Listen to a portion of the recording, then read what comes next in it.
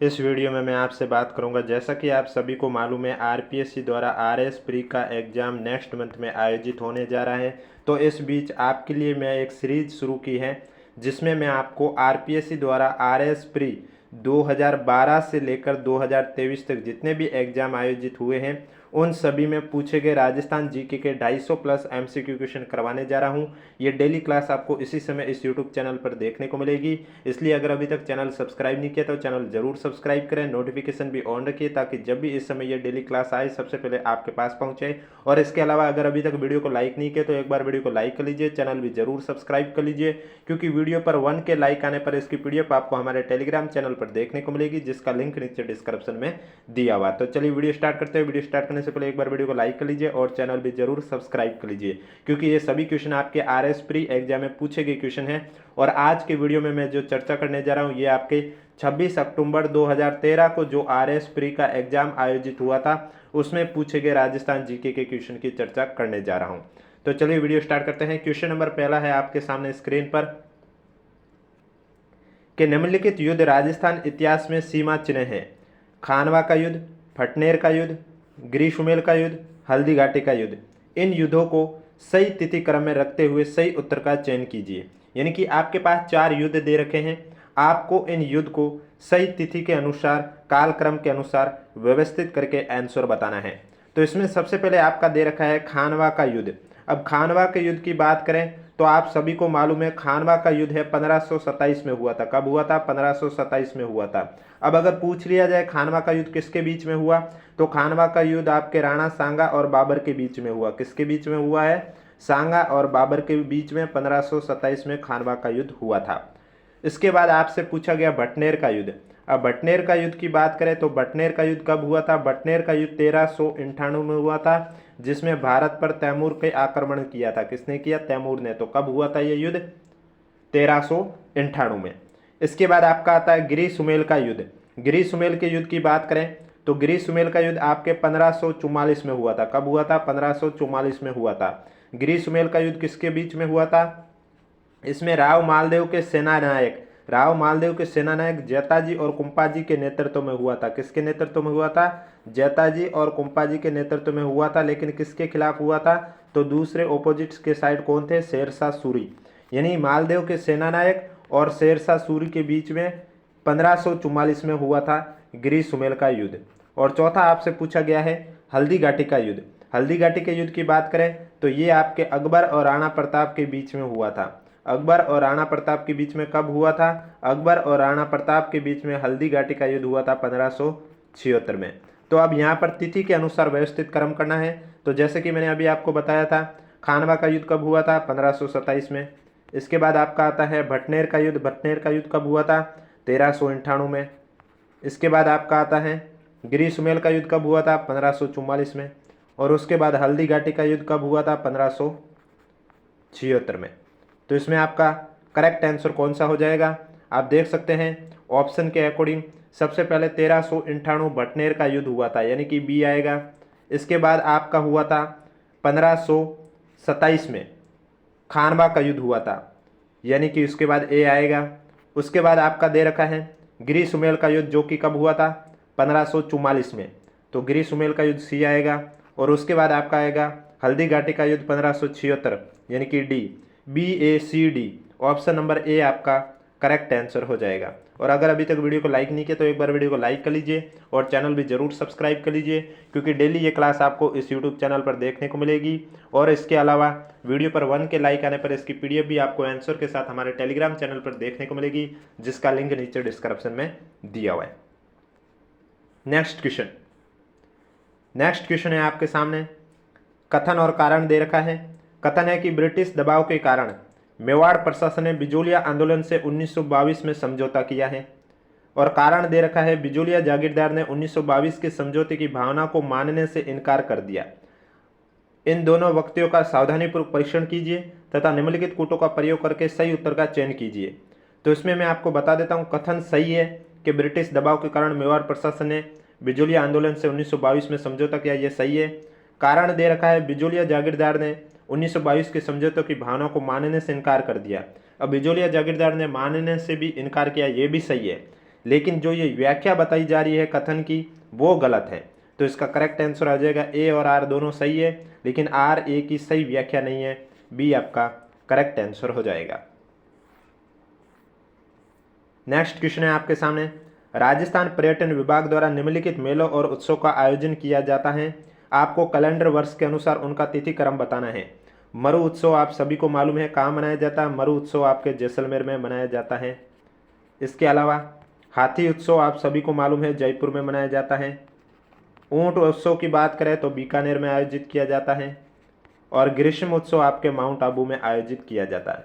आपको अब इनको कैलेंडर वर्ष के अनुसार क्रम में व्यवस्थित करके बताना है कि सबसे पहले कौन सा मनाया जाता है, उसके बाद कौन सा मनाया जाता है, और उसके बाद कौन सा मनाया जाता है।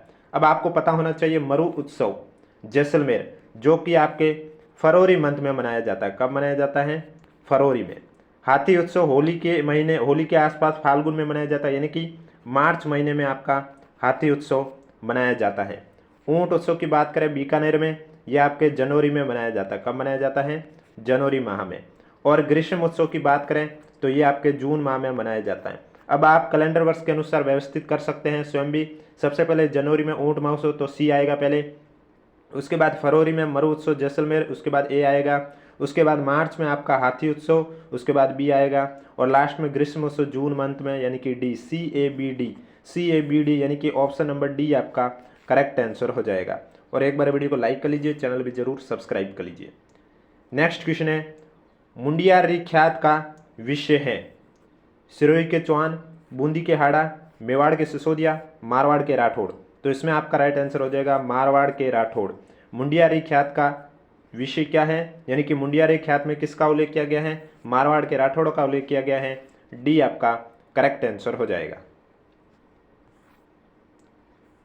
चूंपा है, यहाँ लिखा हुआ चूंप होता है, नामक आभूषण कहाँ पहना जाता है? चूंप आभूषण कहाँ पहना जाता है? हाथ, दांत, अंगुली, नाक। तो ये आभूषण आपके दांतों में पहना जाता है। बी आपका करेक्ट आंसर हो जाएगा। नेक्स्ट क्वेश्चन आपके सामने है, नीचे राजस्थान की स्वतंत्रता आंदोलनकारी महिलाओं की सूची दे रखी है।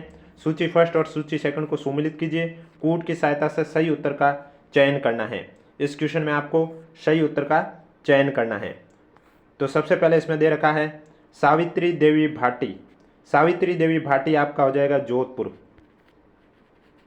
उसके बाद आपका दे रखा है भगवती देवी, भगवती देवी में हो जाएगा उदयपुर। लक्ष्मी देवी आचार्य, लक्ष्मी देवी आचार्य में हो जाएगा बीकानेर। और कुमारी कुसुम गुप्ता में हो जाएगा कोटा। तो ऑप्शन के अकॉर्डिंग देखा जाए तो दूसरा, पहला, चौथा, तीसरा, यानी कि सी आपका करेक्ट आंसर हो जाएगा। सावित्री देवी भाटी जोधपुर। इसके बाद आपका दे रखा है भगवती देवी उदयपुर, लक्ष्मी देवी आचार्य बीकानेर और कुमारी कुसुम गुप्ता कोटा। नेक्स्ट क्वेश्चन, राजस्थान का एकमात्र ऐसा लोकवाद्य जिसकी डोटी में तनाव के लिए पखावज की तरह लकड़ी के गुटके डाले जाते हैं? ताशा, रावलों की मादल, डाक या डेरू। तो इसमें आपका राइट आंसर हो जाएगा राजस्थान का एकमात्र ऐसा लोकवाद्य जिसकी डोटी में तनाव के लिए पखावज की तरह लकड़ी के गुटके डाले जाते हैं वो है आपके रावलों की मादल, यानी कि बी आपका करेक्ट आंसर हो जाएगा। नेक्स्ट क्वेश्चन है आपके सामने, जयपुर राज्य के कारखाने का नाम जहां कलाकार चित्र और लघु चित्र बनाते थे? तोशाखाना, सूत्रखाना, सूरत खाना, ज्वार खाना। तो इसमें आपका जो करेक्ट आंसर है वो हो जाएगा जयपुर राज्य के कारखाने का नाम सूरत खाना है जहाँ कलाकार चित्र और लघु चित्र बनाते थे। सी आपका करेक्ट आंसर हो जाएगा। नेक्स्ट क्वेश्चन, राजस्थान में जहांगीर के महल कहाँ स्थित हैं? किशनगढ़, डीग, अजमेर, पुष्कर। जहांगीर के महल की बात करें तो ये आपके राजस्थान में पुष्कर में स्थित हैं। डी आपका करेक्ट आंसर हो जाएगा। नेक्स्ट क्वेश्चन, निम्नलिखित में से राजस्थान रत्न 2013 से सम्मानित व्यक्तियों की कौन सी सूची सही है? लक्ष्मी कुमारी चुंडावत, DR मेहता, जसदेव सिंह और हसरत जयपुरी, या गौरी देवी, कैलाश सांकला, पंडित रामनारायण, नगेंद्र सिंह, या फिर DR मेहता, जसदेव सिंह, लक्ष्मी कुमारी चुंडावत, कृपाल सिंह शेखावत, या फिर गौरी देवी, मांगी देवी, पंडित रामनारायण, नगेंद्र सिंह। तो राजस्थान रत्न 2013 से सम्मानित व्यक्तियों की सूची। अब ये पेपर आपका 2013 का है, इसलिए इसमें आपको 2013 का पूछा गया था। ये क्वेश्चन वैसे भी अब नहीं पूछा जाएगा क्योंकि उस समय करंट का ये क्वेश्चन हो गया था। तो इसमें जो आपका राइट आंसर है फिर भी बता देता हूँ। 2013 में जो राजस्थान रत्न दिया गया वो गौरी देवी को, कैलाश नाकला को, पंडित रामनारायण को और नगेंद्र सिंह को दिया गया है। बी आपका करेक्ट आंसर हो जाएगा। और अगर अभी तक वीडियो को लाइक नहीं किया तो एक बार वीडियो को लाइक कर लीजिए, चैनल भी जरूर सब्सक्राइब कर लीजिए। नेक्स्ट क्वेश्चन आपसे पूछा गया है, सुमिलित कीजिए अरावली शिखर और जिला कौन सा है, वो आपको सुमिलित करके इसमें करेक्ट आंसर बताना है। तो सबसे पहले आप देख सकते हैं रघुनाथगढ़ की बात करें तो रघुनाथगढ़ आपका 1055 मीटर ऊंचाई है। कितनी है इसकी ऊंचाई? 1055 मीटर ऊंचाई है इसकी। और ये कहाँ पर स्थित है रघुनाथगढ़? ये आपके सीकर जिले में स्थित है। कौन से जिले में स्थित है? सीकर जिले में। इसके बाद आपका आता है शेर। अब यहाँ पर आपको जिला सुमिलित करना है, फिर भी मैं आपको उनकी ऊंचाई बता देता हूँ। शेर की आपको मालूम है 1597 मीटर ऊंचाई है। कितनी है? 1597 मीटर ऊंचाई है। और ये आपके कहाँ पर स्थित है? शेर सिरोही में स्थित है। इसके बाद आपका आता है झरगा। झरगा आपके 1431 मीटर की ऊंचाई पर स्थित है। और ये आपके झरगा कहाँ पर स्थित है? झरगा आपके उदयपुर में स्थित है। और उसके बाद आपका आता है जयगढ़। जयगढ़ नाम से स्पष्ट है जयपुर में स्थित है। और इसकी जो ऊंचाई है वो कितनी है? 400 मीटर है। अब यहाँ पर आपको सुमिलित करना है जिले वाइज। तो रघुनाथगढ़ आपका हो गया सीकर, पहले का दूसरा हो गया। उसके बाद आता शेर का हो जाएगा सिरोही, यानी कि पहला हो गया। जरगा आपका हो गया उदयपुर, यानी कि चौथा हो गया। और जयगढ़ हो गया तीसरा। दूसरा पहला चौथा तीसरा, दूसरा पहला चौथा तीसरा, यानी कि ऑप्शन नंबर ए आपका करेक्ट आंसर हो जाएगा। और अगर वीडियो पसंद आ रहा है तो एक बार वीडियो को लाइक कर लीजिए, चैनल भी जरूर सब्सक्राइब कर लीजिए, क्योंकि ये डेली क्लास आपको इसी समय इस यूट्यूब चैनल पर देखने को मिलेगी, जिसमें मैं आपको RS प्री 2013 से लेकर 2023 में जितने भी एग्जाम आयोजित हुए हैं उनमें पूछे गए राजस्थान जीके के क्वेश्चन करवा रहा हूँ। और इसके बाद पॉलिटी के भी क्वेश्चन करवाऊंगा। ये जैसे सीरीज कंप्लीट होगी उसके बाद RS प्री में पूछे गए पॉलिटी के क्वेश्चन की भी सीरीज लेके आऊँगा। राजस्थान में व्रत सीमांत भ्रंश फैला है किसके सहारे? आपके पास ऑप्शन है बूंदी सवाईमाधोपुर की पहाड़ियाँ, उदयपुर की पहाड़ियाँ, अलवर की पहाड़ियाँ, शेखावटी टोरावाटी की पहाड़ियाँ। तो इसमें जो आपका राइट आंसर हो जाएगा बूंदी सवाईमाधोपुर की पहाड़ियों, राजस्थान में व्रत सीमांत भ्रंश फैला है इसके सहारे। तो ए आपका करेक्ट आंसर हो जाएगा। नेक्स्ट क्वेश्चन है, निम्न शहरों का औसत मासिक तापमान का वितरण बहुरेख आलेख 1, 2, 3, 4 से दर्शाया गया है। तो आपको यहाँ बताना है कौन सा सुमिलित करके करेक्ट आंसर, यानी कि निम्न कूट का उपयोग करते हुए सही उत्तर का आपको चयन करना है। अब आपको तो इसमें सबसे पहले आपका आ जाएगा चौथे नंबर का, उसके बाद आएगा तीसरा नंबर, उसके बाद आएगा दूसरा नंबर और उसके बाद आएगा पहला नंबर, यानी कि डी आपका राइट आंसर हो जाएगा। अब पहला दूसरे चौथे आपके ऑप्शन में दे रखे गंगानगर, जयपुर, कोटा, माउंट आबू, वो आप अपने अकॉर्डिंग देख लीजिए। नेक्स्ट क्वेश्चन में आपसे पूछा गया है, एक साइड है सीसा जस्ता का क्षेत्र है और दूसरे साइड उनके जिले हैं, आपको सुमिलित करके करेक्ट आंसर बताना है। तो सबसे पहला दे रखा है देवबारी सीसा जस्ता क्षेत्र है, ये कौन से जिले में स्थित है? तो देवबारी आपके उदयपुर में स्थित है। कहाँ पर स्थित है? उदयपुर में स्थित है। इसके बाद आपका दे रखा है राजपुरा दरीबा। राजपुरा दरीबा आपके राजसमंद में स्थित है। रामपुरा अंगूछा ये भीलवाड़ा में स्थित है। और चौथ का बरवाड़ा कहाँ स्थित है? सवाई माधोपुर में। चौथ का बरवाड़ा है सवाई माधोपुर में। तो आप देख लीजिए, पहले का उदयपुर दे रखा है यानी कि चौथा, राजपुरा दरीबा राजसमंद यानी कि तीसरा, रामपुरा अंगूछा भीलवाड़ा यानी कि दूसरा, चौथ का बरवाड़ा पहला, चौथा तीसरा दूसरा पहला, चौथा तीसरा दूसरा पहला, यानी कि ऑप्शन नंबर बी आपका करेक्ट आंसर हो जाएगा। ऑप्शन नंबर बी आपका राइट आंसर हो जाएगा। नेक्स्ट क्वेश्चन में भी आपके एक साइड परियोजनाएं हैं और दूसरे साइड जिले दे रखे, आपको सुमिलित करके करेक्ट आंसर बताना है। तो सबसे पहले देखा रखा है आपका बांकली बांध। बांकली बांध परियोजना कौन से जिले में है? तो इसमें आपका आ जाएगा जालोर। सोम कमला आंबा में आपका हो जाएगा डूंगरपुर। ये बहुत इंपॉर्टेंट क्वेश्चन है, बहुत बार एग्जाम में पूछा गया है। सोम कमला आंबा सिंचाई परियोजना कौन से जिले में स्थित है? डूंगरपुर। मोरल बांध की बात करें तो मोरल बांध आपके सवाई माधोपुर हो जाएगा, सवाई माधोपुर हो जाएगा। और जाखम बांध की बात करें तो जाखम बांध आपके हो जाएगा प्रतापगढ़ में। कहाँ पर हो जाएगा? प्रतापगढ़ में।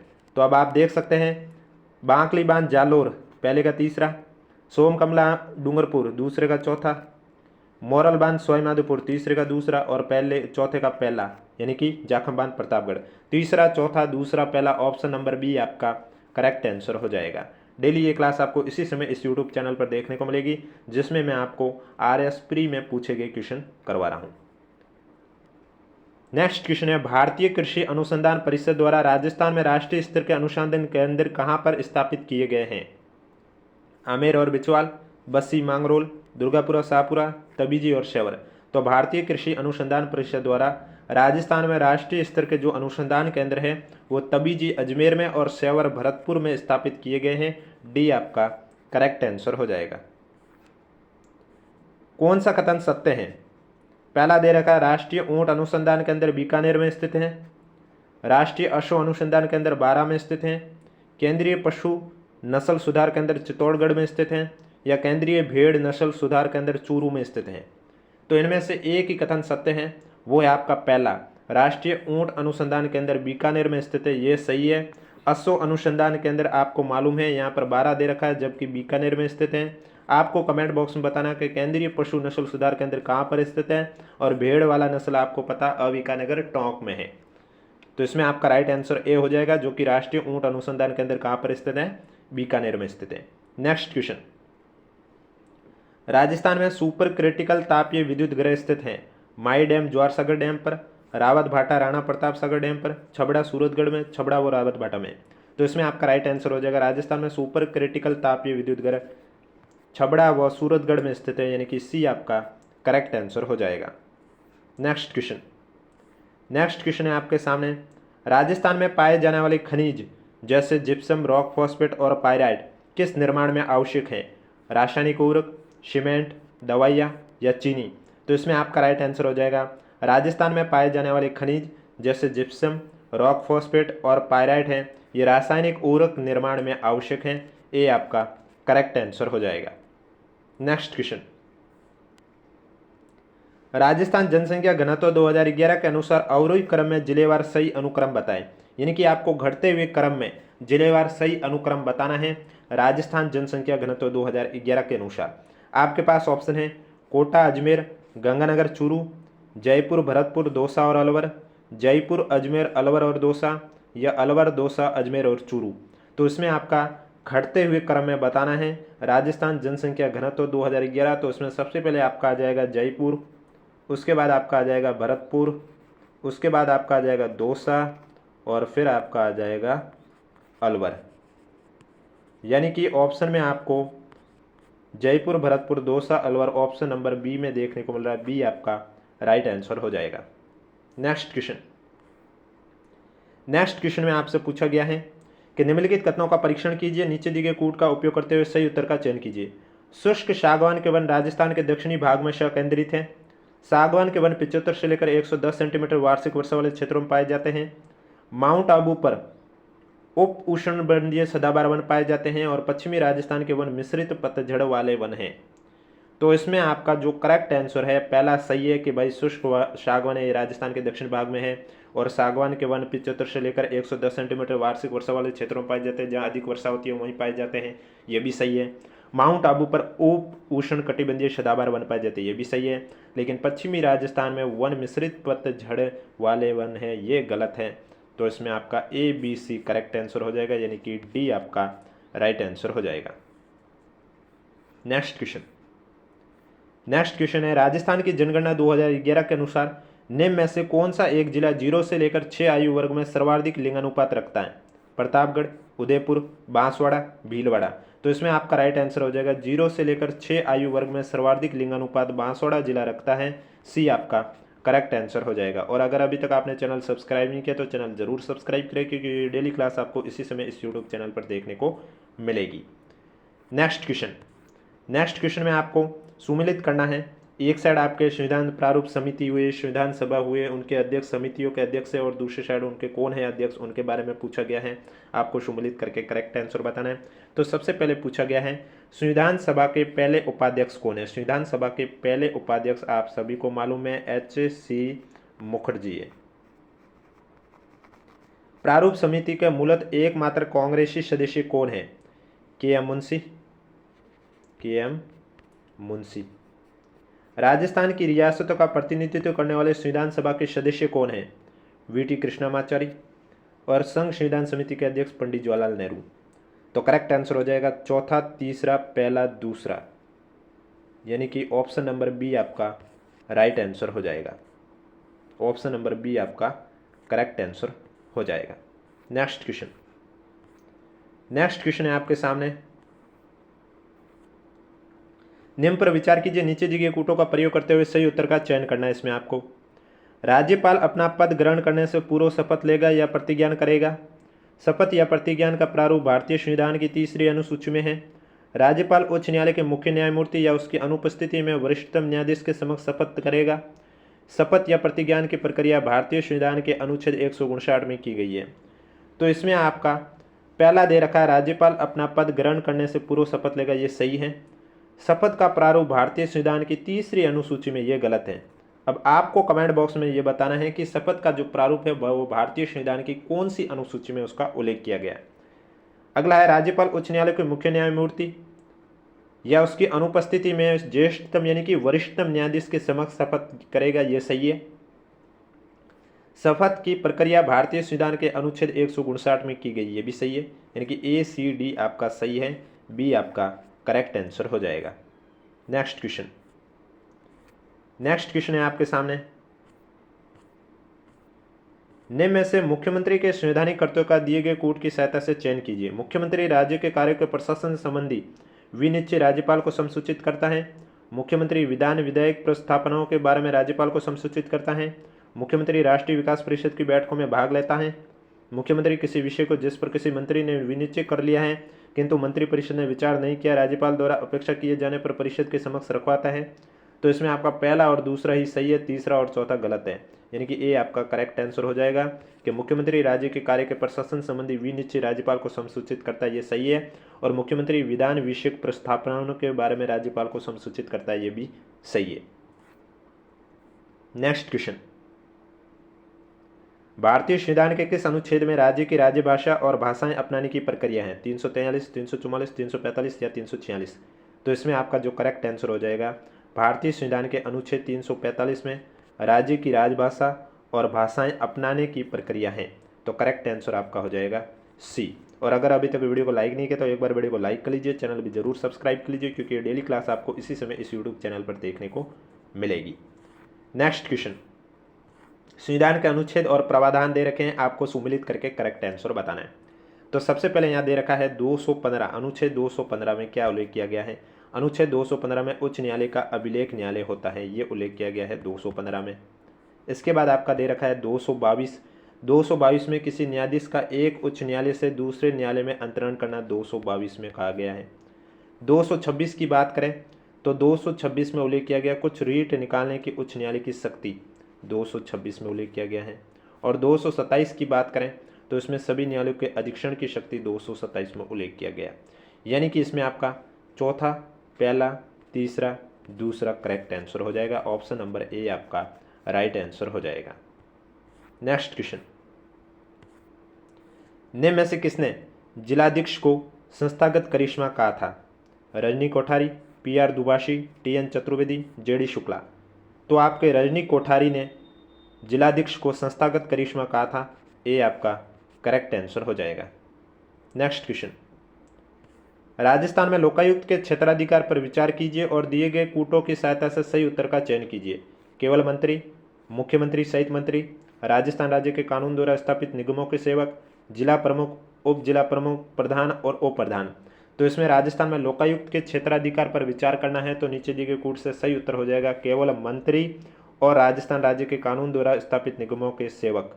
ए और सी आपका करेक्ट आंसर हो जाएगा, यानी कि ए आपका राइट आंसर हो जाएगा। नेक्स्ट क्वेश्चन, नेक्स्ट क्वेश्चन है आपके सामने, राज्य निर्वाचन आयोग के निम्न कार्यों पर विचार कीजिए और नीचे दिए गए कूट का प्रयोग करते हुए सही उत्तर का चयन कीजिए। राज्य के पंचायत और नगर पालिकाओं के चुनाव के लिए मतदाता सूचियों को तैयार करता है राज्य निर्वाचन आयोग। राज्य की पंचायत और नगर पालिकाओं के लिए निर्वाचन करवाता है। राज्यपाल के निर्देशों के अनुरूप पंचायत और नगर पालिकाओं के अतिरिक्त अन्य निकायों के लिए भी निर्वाचन करवाता है। भारत के निर्वाचन आयोग द्वारा सौंपे गए मतदाता सूचियों को तैयार करने और निर्वाचन करवाने का कार्य करता है। राज्य निर्वाचन आयोग सिर्फ और सिर्फ राज्य के पंचायत और नगर पालिकाओं के चुनावों के लिए मतदाता सूचियों को तैयार करता है और राज्य की पंचायत और नगर पालिकाओं के लिए निर्वाचन कराता है। ए और बी करेक्ट आंसर हो जाएगा, यानी कि ए आपका राइट आंसर हो जाएगा। नेक्स्ट क्वेश्चन, निम्न में से किस मामले में राज्य लोक सेवा आयोग से परामर्श नहीं लिया जाता है? कौन से मामले में? सिविल सेवा के लिए भर्ती की पद्धति पर, सिविल सेवा की नियुक्ति में अनुसरण किए जाने वाले सिद्धांतों पर, सिविल सेवा में प्रोन्नति और एक सेवा से दूसरी सेवा में अंतरण के लिए अनुसरण लिए जाने सिद्धांतों पर, या सिविल सेवाओं का स्थानांतरण पर। तो राज्य लोक सेवा आयोग से परामर्श नहीं लिया जाता है सिविल सेवाओं का स्थानांतरण पर। डी आपका करेक्ट आंसर हो जाएगा। नेक्स्ट क्वेश्चन, निम्न में से कौन सा एक राजस्थान में अफोर्डेबल हाउसिंग पॉलिसी 2009 के बारे में सही नहीं है? प्रारंभ में आने वाले 5 सालों में 1 लाख मकान निर्माण का लक्ष्य रखा गया है। लक्षित मकानों के निर्माण में 40% राजस्थान आवासन मंडल और बचे हुए मकान सरकारी निजी भागीदारी और स्थानीय निकाय द्वारा निर्मित किए जाएंगे। नीति में केवल शहरी क्षेत्रों को रखा गया है। नीति की क्रियान्वित संबंधी निर्णयों के लिए नगरीय विकास और आवासन मंत्री की अध्यक्षता में गठित शक्ति प्रारूप समिति का गठन किया गया। तो इनमें से कौन सा एक राजस्थान में अफोर्डेबल हाउसिंग पॉलिसी 2009 के बारे में सही नहीं है? तो राइट आंसर हो जाएगा ए कि प्रारंभ में आने वाले 5 सालों में 1 लाख मकान निर्माण का लक्ष्य रखा गया। ये आपका गलत था, ए आपका करेक्ट आंसर हो जाएगा। नेक्स्ट क्वेश्चन,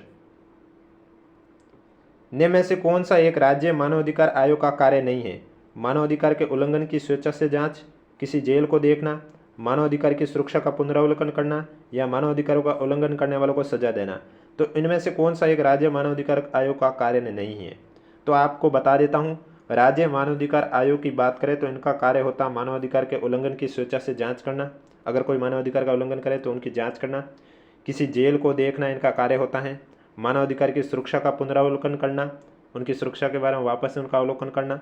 लेकिन जो आपका डी दे रखा है, मानवाधिकार का उल्लंघन करने वालों को सजा देना, मानवाधिकार का काम नहीं है।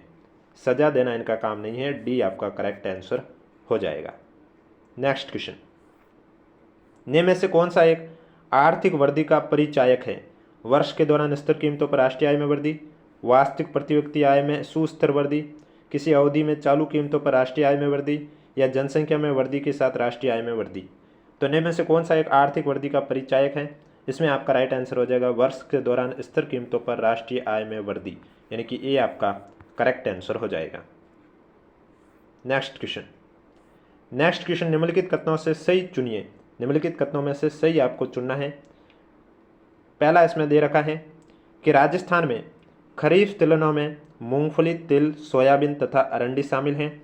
और दूसरा दे रखा है राजस्थान में रबी तिलहनों में राई, सरसों, तारामीरा और अलसी शामिल हैं।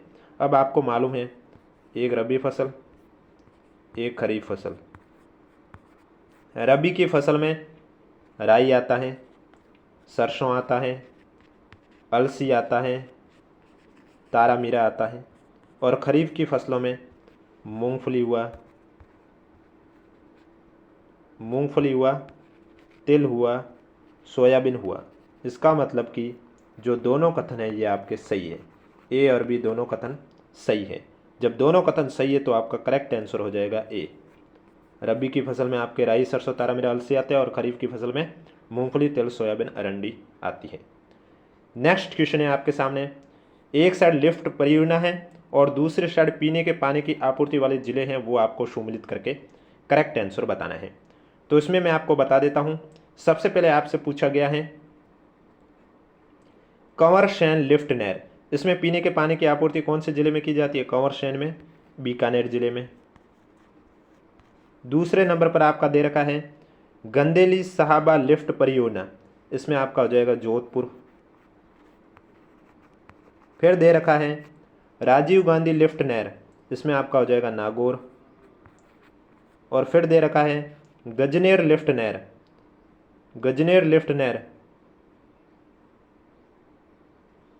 इसमें आपका हो जाएगा एक मिनट, सॉरी वापस से बताता हूं आपको, थोड़ी गलती हो गई है।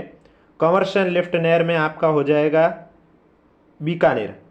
कंवर सैन लिफ्ट नहर में अभी मैंने आपको बताया बीकानेर, तो ये सही है। गंदेली साहबा लिफ्ट परियोजना की बात करें तो इसमें आपका हो जाएगा चूरू। गंदेली साहबा में पहले मैंने आपको जोधपुर बताया जो कि गलत है। गंदेली साहबा लिफ्ट परियोजना में आपका चूरू होगा करेक्ट। इसके बाद राजीव गांधी लिफ्ट नहर की बात करें तो इसमें आपका हो जाएगा जोधपुर। और गजनेर लिफ्ट नहर परियोजना की बात करें तो इसमें आपका हो जाएगा नागौर। यानी कि आप देख सकते हैं जैसा कि मैंने अभी आपको कहा, कंवर सेन लिफ्ट नहर आपका कौन सा हो जाएगा, बीकानेर, यानी कि पहले का चौथा। गंदेली साहब लिफ्ट नहर परियोजना मैंने आपको कहा चूरू तीसरा। राजीव गांधी लिफ्ट नहर की बात मैंने आपको कहा जोधपुर यानी कि दूसरा। गजनेर लिफ्ट नहर परियोजना का मैंने आपको कहा नागौर यानी कि पहला। चौथा तीसरा दूसरा पहला, चौथा तीसरा दूसरा पहला, यानी कि ऑप्शन नंबर आपका सी है, ये करेक्ट आंसर हो जाएगा। तो ये थे आज के क्वेश्चन जो कि आपके RS प्री एग्जाम 26 अक्टूबर 2013 को जो आयोजित हुआ था उसमें पूछे गए क्वेश्चन हैं। और ये क्लास इसी तरह आपके राजस्थान जीके के जितने भी क्वेश्चन थे 2013 से लेकर 2023 तक मैं कंप्लीट करवा चुका हूं। अब कल से मैं आपको भारतीय संविधान और राजस्थान संविधान यानी कि पॉलिटी के जितने भी क्वेश्चन हैं वो मैं स्टार्ट करने जाऊंगा। इसलिए अगर अभी तक आपने चैनल सब्सक्राइब नहीं किया तो चैनल जरूर सब्सक्राइब करें, क्योंकि आपको इस यूट्यूब चैनल पर RS एग्जाम से पहले RS प्री के टॉपिक वाइज जो भी PYQ के क्वेश्चन है वो करवाऊंगा। और इसके अलावा आपको करंट अफेयर के भी टॉपिक वाइज करवाऊंगा, जिसमें मैंने कल आपको करवाया था राजस्थान में वर्तमान में कौन क्या है, जनवरी 2025 की अपडेटेड के साथ 50+ MCQ क्वेश्चन करवा चुका हूं। अगर अभी तक आपने नहीं देखे तो आप हमारे यूट्यूब चैनल पर जाकर देख सकते हो। और इस वीडियो पर 1 के लाइक आने पर इसकी PDF आपको हमारे टेलीग्राम चैनल पर देखने को मिलेगी, जिसका लिंक नीचे डिस्क्रिप्शन में दिया हुआ। अगर अभी तक आपने ज्वाइन नहीं किया तो आप जाके ज्वाइन कर सकते हो।